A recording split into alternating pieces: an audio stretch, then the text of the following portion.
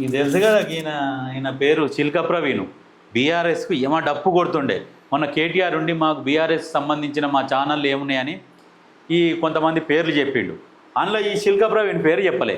చిల్క ప్రవీణ్ పేరు చెప్పకపోయేసరికి నా పేరు తెలియదా నీకు, చిల్క ప్రవీణ్ తెలియదా, నేను కనబడతలేనా, ఇన్ని రోజులు నీకు సపోర్ట్ చేస్తానన్నాడు. ఇవాళ ఏమంటారు, రజతోత్సవ సభని రావుల సభ అని ఎరణగా మాట్లాడుతూ. కరెక్టే, అది రావుల సభనే, దానికి వేరే వాళ్ళు ఎవ్వరు లేరు. ఒకప్పుడు ఈటెల రాజేంద్ర మేము ఓనర్లం అన్నందుకే ఆయన బయటికి నొక్కిండు. టీఆర్ఎస్ పార్టీకి మేము ఓనర్లం అన్నాడు. పెట్టుబడిదారుడు కాబట్టి బరాబర్ ఓనర్ అని అన్నాడు, అన్నందుకే బయటికి వెళ్ళగొట్టాడు.